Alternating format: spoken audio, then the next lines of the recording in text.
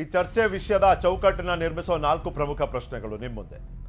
NIA ಮಾಡಿದ ಬಂಧನ ರಾಜಕೀಯ ವಿಷಯ ಮಾಡದಿರುವಲ್ಲಿ ಪಕ್ಷಗಳ ಪಾತ್ರ ಏನು?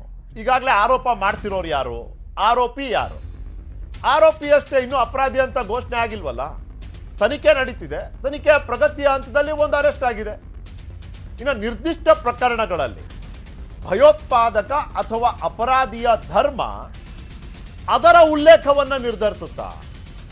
ಅಂದ್ರೆ ಈಗ ಗೌರಿ ಲಂಕೇಶ್ ಪ್ರಕರಣವನ್ನ ನೀವು ತೆಗಿತೀರಿ, ಅವಾಗ ನಿಮಗೆ ಅಮೋಲ್ ಕಾಳೆ ಕಾಣ್ತಾರೆ, ಸುಜಿತ್ತು, ಅಮಿತ್ತು ಹೀಗೆ ಕಾಣ್ತಾರೆ, ರಿಷಿಕೇಶು ಹೀಗೆ ಹೆಸರುಗಳು ಕಾಣ್ತಾರೆ. ಸನಾತನ ಧರ್ಮ ಸಾರ್ವತ್ರಿಕವಾಗಿ ಪಟ್ಟಿ.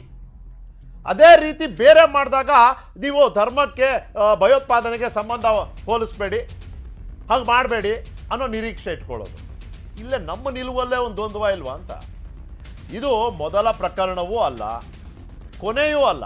ವಿಧಾನಸೌಧದಲ್ಲಿ ಕೊಡೋದು ತಗೊಳ್ಳೋದು ಒಂದು ಸಹಜ ಕ್ರಿಯೆನಾ ಅಂತ ನಾನು ಕೇಳ್ತಿದ್ದೆ. ಕಡೆದಾಗಿ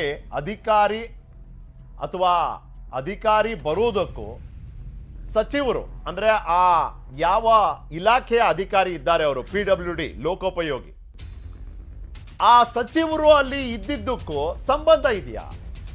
ಅಂದ್ರೆ ಕಾಕತಾಳೀಯವನ್ನ ಮೀರಿ ನಾವು ಇದನ್ನ ನೋಡ್ಬೇಕಾಗಿದ್ಯಾ?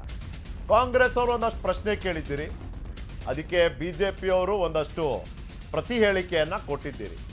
ಮೊದಲನೇ ಚರ್ಚೆಯ